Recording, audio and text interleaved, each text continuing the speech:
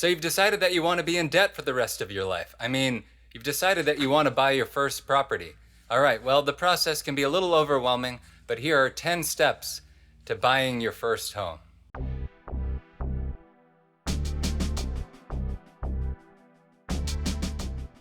Hey, I'm Andrew Scannell. This is Life.0. If you enjoyed this video, please give it a like and don't forget to subscribe to the video for more useful real estate information. This is 10 steps to buying your first property. Don't forget to stick around to the end. I've got the golden rule of buying your first property. Here we go. Number 1, get your financial situation together. Get as much money together as you possibly can. You need to get pre-approved if you're going to finance the purchase, so talk to a lender immediately. And if you're fortunate enough to not need a loan, you're still going to need a proof of funds, so talk to your banker. Keep in mind, a seller is always going to prefer more cash. So the less of a loan you need, the better, the stronger your offer will be. So save your money. Number 2, know what you're looking for. Sounds like a no-brainer, but just make sure if you're buying something with a partner that you're on the same page about what you're looking for. Forget the concept of a dream property. Unless you have unlimited financial resources, you're probably going to need to make some compromises. If you can find a property that meets 80% of your needs, you're doing pretty well. Number 3, determine whether your criteria is realistic. A lot of buyers will say, I want to spend $500,000 and I want a 2-bedroom condo and I want this and I want that. But what you should do is take what you want, 3-bedroom condo, parking, do a search and see what those properties have cost in the last 6 months. And if there's only been a few sales of that type of property in your price range, then you need to ask yourself, is this a realistic search? Yes, if 1 or 2 or 3 of those properties come up every year, there's a possibility that you might be able to get something, but is that the best use of your time? You need to make sure that your search is viable and that there are consistent options for what you're looking for. If you're in no hurry, that's fine, but if you're seeking to buy a property in a relatively short period of time, you need to determine at the start whether or not what you're looking for actually exists out there. Number 4, visit properties and get to know the schedule of the market in your area. When are properties usually listed? When do they normally have open houses? Obviously, open houses are normally on weekends, but sometimes there'll be evening open houses as well. But for instance, in my market, properties are usually listed Wednesday or Thursday, and they'll do an evening open house Thursday night or Friday night. They'll do the open houses that weekend. They'll often call for offers Monday or Tuesday, and oftentimes, if it's a compelling property, they will be under agreement a week later. So get to know that schedule. Get out there and see those properties, understanding that schedule. If you are very serious about buying quickly, obviously there's some measure of urgency to get into a property in one of the evening open houses or on a Saturday, so you have some time to think about it. Number 5, hire an attorney. Make sure that they're a real estate attorney, not a litigator, not the family attorney. A lot of times your family may want you to use an attorney that they've been working with forever, and that can be fine. Just make sure they're savvy to the market that you're working in.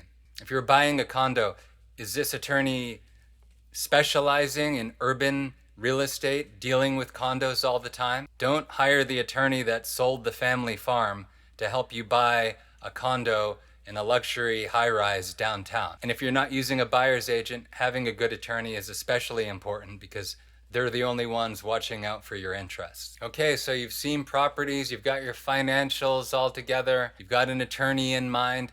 It's time to make an offer. Woohoo! So now that it's time to make an offer, it's time for step number 6.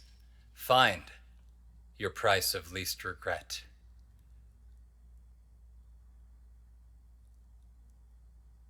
So you make an offer, including what contingencies you feel are necessary to protect yourself, keeping in mind, if you're in a competitive market like where I work, the more contingencies you include, the more inferior your offer will be in the eyes of a seller. But you should always make sure you're protected. When it comes to writing your offer, I recommend finding your price of least regret. That is the price where you would not regret it if the offer was accepted immediately, but you would also not regret it if you did not have the opportunity to improve your offer. A lot of buyers assume that there's going to be a round of give me your best and final offer, that they'll always have a second chance. The fact is if a property gets several offers, they may not go back to you for your best and final offer. So you may only have one chance to offer on a property. It's better to go strong, at least very close to your strongest offer, and stick to that if you don't want to improve it in a second round, than to have lost the opportunity, especially if you really wanted that property. If you have a take it or leave it approach, obviously you can hedge your bets a bit more, but I'm just saying, don't assume you're going to get a second chance to improve an offer. Find the price of least regret in your mind where you're okay either way if the offer is accepted or if you don't get a chance to improve it. Number 7, you've made an offer. Now it's time to negotiate the price and terms. Depends on the situation. If you can work with the dates preferable to a seller, if you can make some consolations in other areas, you may be able to save yourself some money. It depends on the market you're offering in. If it's a competitive market, there's not a whole lot of negotiation these days if you're in a multiple bid situation with the seller, because you're competing with other buyers, not really negotiating with the seller so much. But there can still be some room for negotiation, especially if a property's been sitting on the market for a while. Talk to your agent or your attorney and negotiate the best terms you can. Number 8, you've got an accepted offer. Let's get drunk and keep our minds off the fact that you're going to be in debt for the rest of your life. Just kidding. You're going to make a lot of money when you sell the property in a few years. Number 8, don't do anything rash. Don't open any new lines of credit. This is specifically if you're financing the purchase. Don't make any huge purchases. And the reason is that the lenders are going to check your credit and recheck your credit. Don't buy tens of thousands of dollars worth of appliances on a credit card and plans to improve the property once you own it, because that could seriously compromise your credit situation. And especially right now with the concerns over COVID and people losing their jobs, lenders have gotten a lot more tight, a lot more strict, and they are rechecking things up to the day of closing, like literally the day of the closing.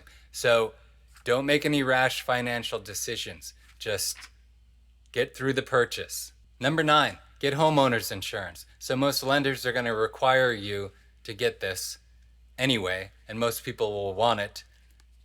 In condo associations, there's usually 2 different kinds.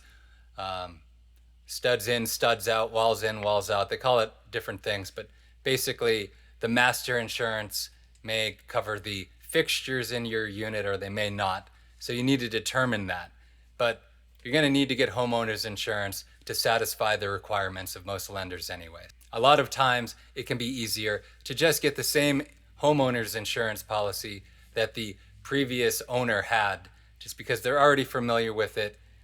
They're familiar with the association, and it doesn't really matter. There's not a huge difference normally between homeowners insurance policies.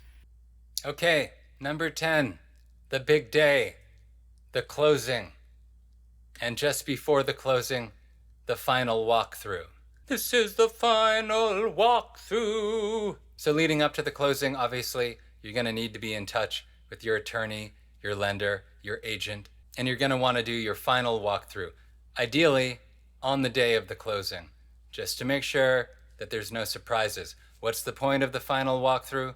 The final walkthrough is to make sure that everything that is supposed to be there is there, and nothing that isn't supposed to be there isn't there, and that there's no surprises. Generally clean, usually it's broom swept clean. Doesn't mean it's going to be perfectly immaculate, but it's generally clean. So you do your final walkthrough, you go to your closing, you sign a lot of documents, especially if you're getting a loan, and then you're in debt for the rest of your life. Just kidding. You're going to make a lot of money when you sell your hot property in a few years. Usually you should bring an ID, a checkbook to the closing, just in case anything last minute comes up. But hey, you made it. You bought a property. Congratulations. You can thank me if you want. Last thing, I almost forgot the golden rule when buying a property. There will always be more. Don't lose your mind on a specific property. You might see a property, you might fall in love with it. It can be really hard if you really overextend yourself in an offer and you don't get that property. It feels like the end of the world, but there are always more properties. So don't get overly attached to one property. There will be more. Stay strong. Okay, guys, there are 10 steps to buying your first home. I'm Andrew Scannell. I hope you enjoyed this. If you did, please like the video, subscribe to the channel. It means so much to me. Your kindness, I could not put into words what it means to me. Thank you so much. I'm Andrew Scannell. This is Life.0. Now you know, and that's the show. Peace.